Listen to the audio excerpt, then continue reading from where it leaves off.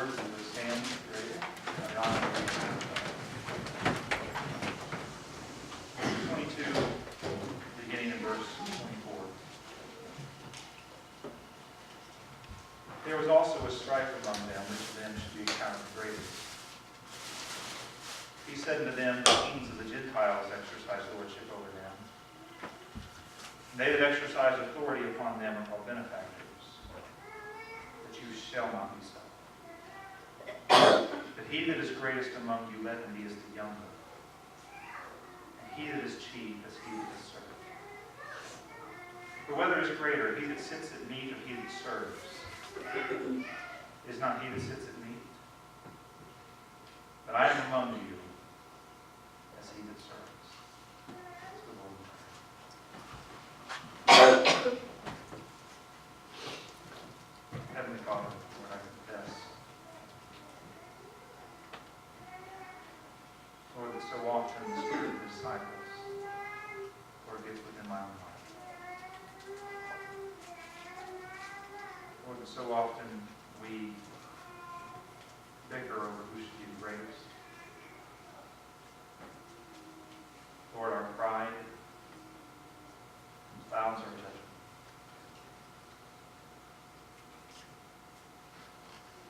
Lord, help us to humble ourselves today. Yes. To become like Christ. Yes. Who did not come to be served, but to serve. Lord, expose the pride of our own hearts. Humble us this morning by your Spirit. Help us to follow you in your humiliation. Give us servant hearts this morning, Father. Draw the lost to you. In Jesus' name we pray.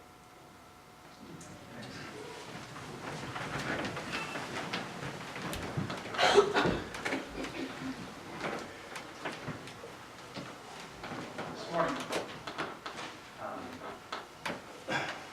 is a deacon ordination, as you're well aware, for all three. But unfortunately, the idea of a Baptist deacon has been so perverted and destroyed in Baptist churches in America that we have no idea what a deacon really is. And it's not just the idea of being deacon, but it's the idea of being Christian, what it means to follow Jesus Christ, has been completely destroyed. And so what I want to do this morning is show you from the Word of God what it means to follow Christ. What it means to truly be a deacon. What it means to be a pastor or an elder in the Church of God. The context here of Luke 22 is the Last Supper. As you know, Jesus is coming. This is his last night on earth to partake of the Passover.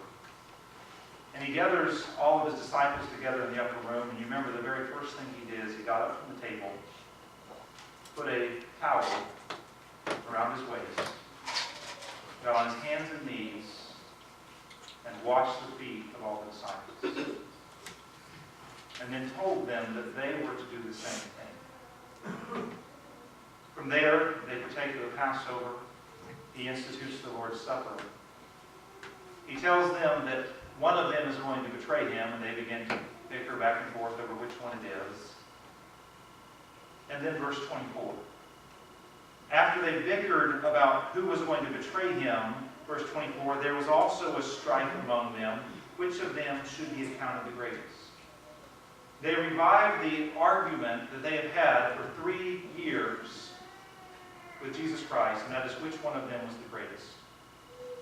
Which one of them was the most spiritual? Which one of them followed Jesus Christ the best? Which one of them was the most righteous? Which one of them was the closest to God? Which one of them was the chief? Which one of them was the highest? Which one was the greatest? And the phrase there is accounted the greatest. In other words, they begin to go over and rehearse the things that they thought made them greater than everyone else. This has happened numerous times before.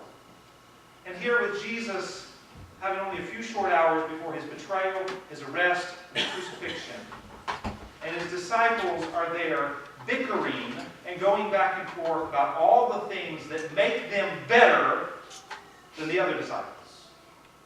And all the things that raise them higher, in their own opinion, than the other disciples.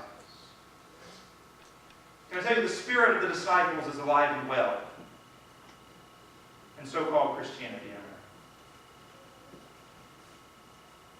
This accounting of ourselves as the greatest is still alive and well in the church.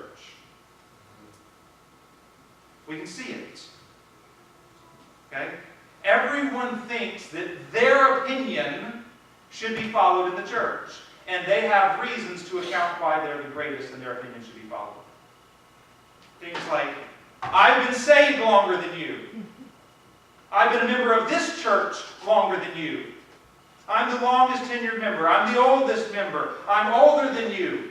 I've read the Bible more than you. I have perfect Sunday school attendance. I've tithed for 100 million years. I've served on every committee in the church. I've this, I've that, I've this. But back when I was this, back when I was this, back when I was a Sunday school teacher, my Sunday school class doubled in 2 weeks. And another next person, well, when I was a Sunday school teacher, my Sunday school class doubled in 1 week. Back when I was over the choir, back when I led the music, back when I did this, and what it is I'm better than you, and I'm better than you, and I'm better than you, and I'm better than everyone else, and my way should go in the house of God.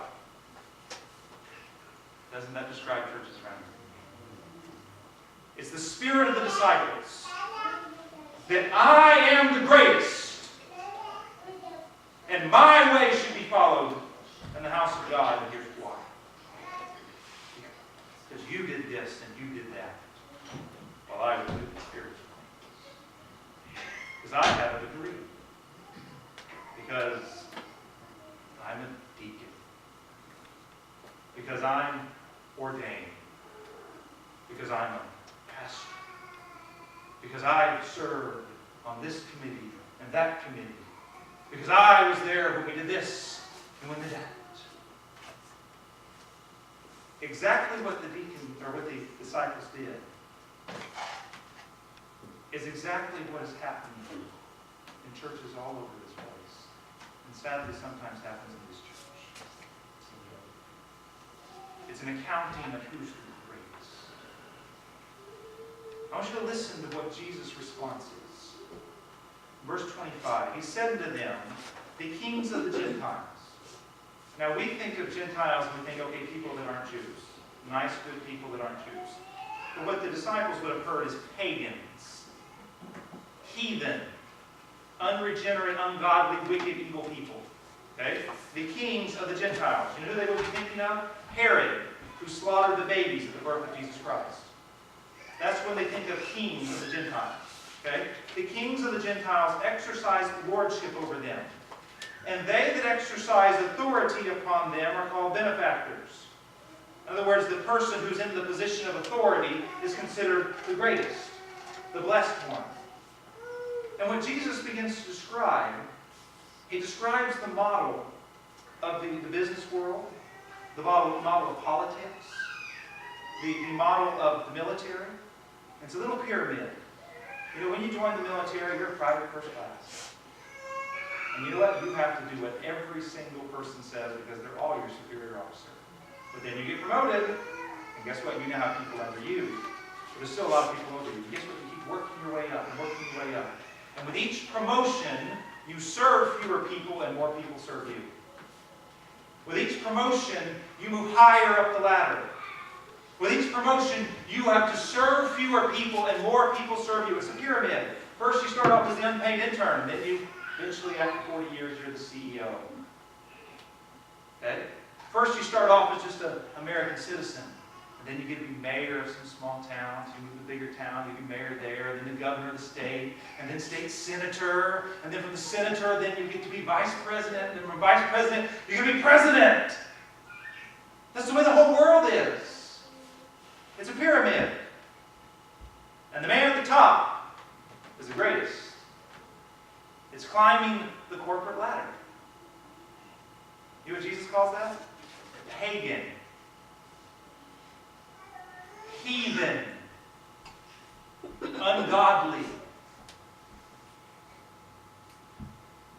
that's the way pagans do things. But you see, there's been this idea within the church. And it's a little pyramid. First you get saved, and you get baptized, and you're just a low man on the totem pole. But then somebody asks you to be an assistant Sunday school teacher. You know what you move up. After you put in your time, then you become the Sunday school teacher. And after you put in a little bit more time, then you're the Sunday school director. And after you put in a little more time, then you get to become a deacon in training. And then a little more time, you get promoted to be a deacon. And then, if you really get promoted, you get to be chairman of the deacons. And then if you're really, really, really spiritual, you get to be promoted to be pastor. Or elder, or some other position in the church. You know what Jesus calls that? Pagan. That's heathen. It's ungodly. See, this idea of Baptist deacons that we've had for so long is from the world, not Christ. It's from the pits of hell, not the kingdom of heaven. Notice what Jesus says in verse 26. You shall not be so. I want you to think as a parent. We have ways of communicating to our children. Well, we do things like, please eat your green beans. You should really eat your green beans. You know what the highest one is? You will eat your green beans. You know what Jesus says to the disciples? You will not have that corporate ladder of paganism in my church. He says, you will not be that way. That pyramid has no place among my followers. That's what Jesus says. He says, you will not be that way. You can't say it is strong. But he's going to replace that idea. It has no place in his church. But he that is greatest among you, let him be as the younger. What he's saying is this, that the man who is closest to God, or the woman who is the most spiritual, is the person who views themselves as the youngest, newest saved member of the church. Not the person who's been the member the longest. The greatest is the one who's the least. Isn't this what the Apostle Paul said? Is there any greater apostle than the Apostle Paul?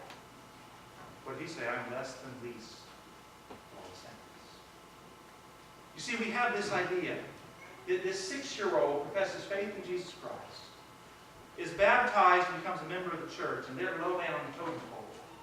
And the chairman of the deacons, who's been a member of this church for 85 million years, is high man on the totem pole.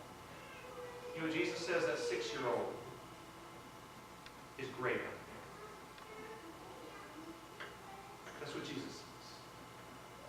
And he continues.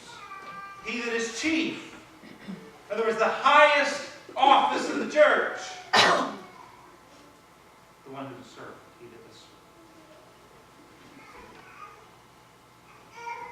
See, the totem pole and the pyramid and the ladder don't work with Jesus. In fact, it's the exact opposite. It's the exact opposite. You are not here to climb the ladder up. You're here to climb the ladder down. You're not here to have fewer people that you serve and more people serve you. You are here to serve more people and have fewer people serve you. That's the way you advance in Christianity. You advance in Christianity through demotion, not promotion. You advance in Christianity not by climbing up, but by climbing down. You advance in Christianity not by sitting at the head of the table, but getting up from the head of the table, getting on your hands and knees, and washing the feet of everyone else at the table.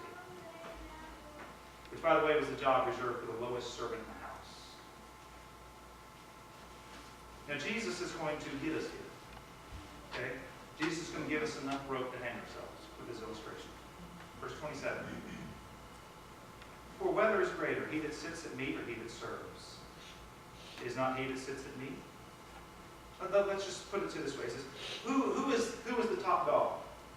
The man sitting at the head of the table,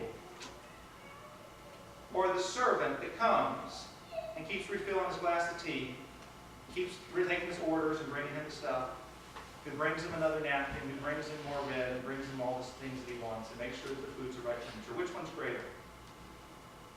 The one that's being served or the servant? Okay? He said, isn't it the man sitting at the head of the table?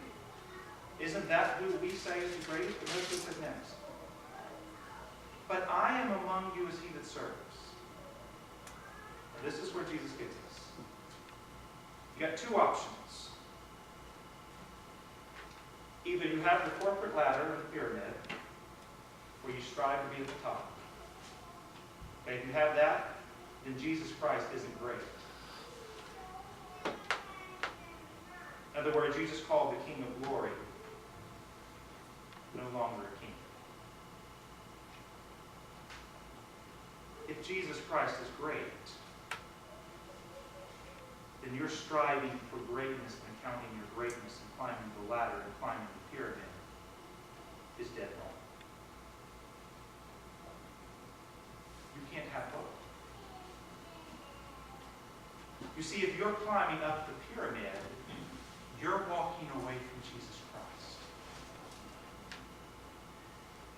If you're climbing the ladder, you are moving farther away from Jesus, not closer to Jesus.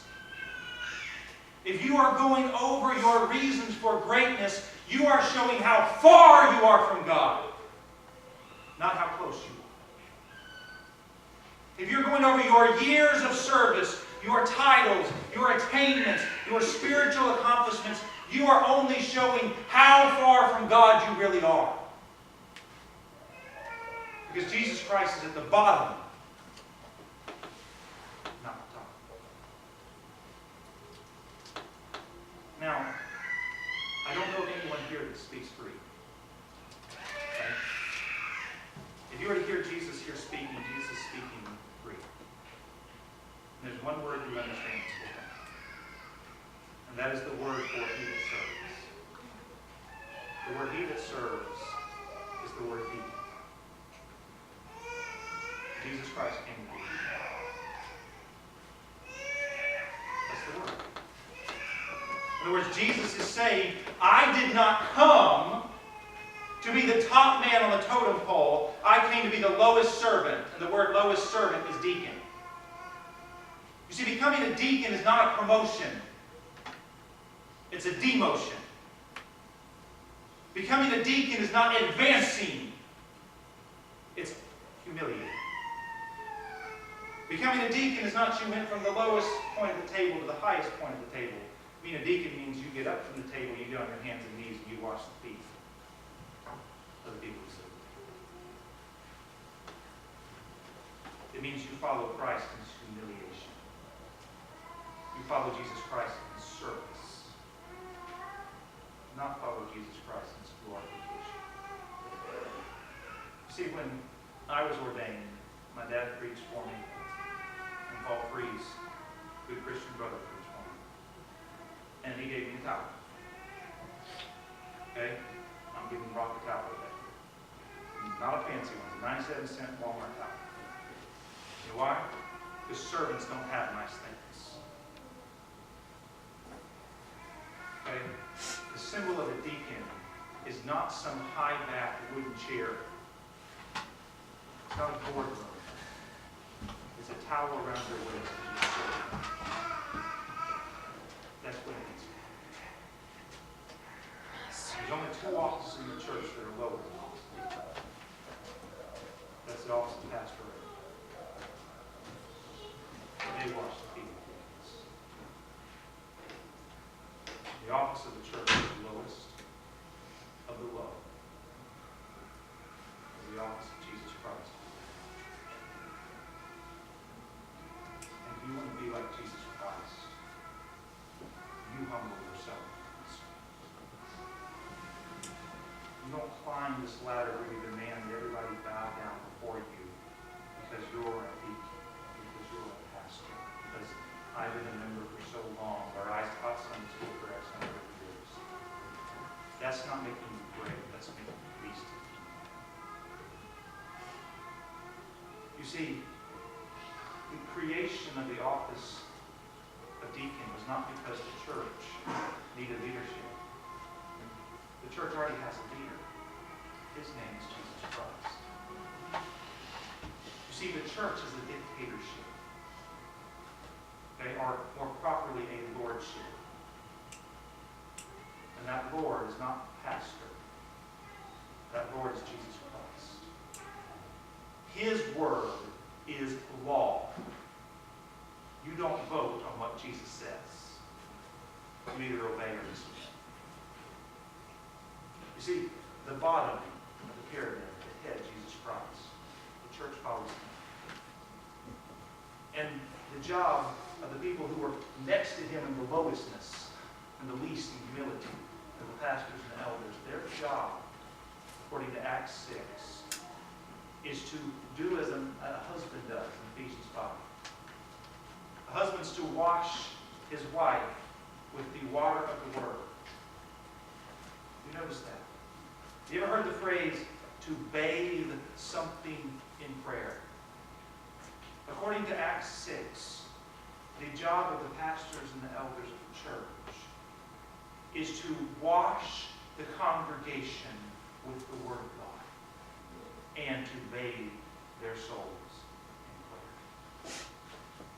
And the creation of deacon was because there were poor people, specifically widows, who were not eating because they didn't have food. And you remember the apostles, one of which was Peter, who we read, 1 Peter 5, said, it doesn't make sense for us to leave the Word of God and prayer to serve tables. They weren't saying, hey, we need some servant to come along and serve us. No, they said it doesn't make sense for us to stop serving people's souls to feed their belly. What shall the profit of man if he gains the whole world and loses his soul? You see, in the church, the pastor, the elders, are to feed men's souls, to serve and wash their feet spiritually, to cleanse them from sin through the teaching of the Word of God and through prayer. And the deacons are to wash their feet by serving their tables, by feeding the poor, by taking care of the widows. The elders take care of the spiritual aspects, and the deacons take care of the physical aspects. And they're both on their hands and knees with a towel around their waist, washing the feet of the people of the church. Not standing up with a gavel in their hand, demanding allegiance to me. No, we demand allegiance to Jesus Christ, and the only one. You see, Brock's not getting promoted today. The word deacon is Greek. And unfortunately, it's become Greek to all Baptists. What it is in English is lowest servant. That's what it means. And the only people lower is the pastor and elders. The only person lower than that is Jesus Christ. You see, it's an upside down. And my question to you is, are you going to stop trying to climb up the ladder and follow Jesus Christ down the ladder? Who do you serve in this church? You see, what's so ironic is so many people get upset because the church doesn't serve them. And all you're showing is how far away from Jesus Christ you live. Because if you were Jesus Christ, and you were like him, you'd be on your hands and knees with a towel around your waist, serving others. That's what it means to follow Jesus Christ. That's what it means to be a deacon. It's to have a towel around My question to you is that, this is what it means to be a Christian. Jesus Christ said, I didn't come to be served, but served. Yes. Who are you serving? And are you striving to get out of that service so that more people may serve you? Or are you trying to have less people serve you and you serve them? That is the pathway of Jesus Christ. That is the pathway of a follower of Christ. My question to you very simply is this. Are you climbing up the ladder? Are you going to follow Jesus Christ? Yeah.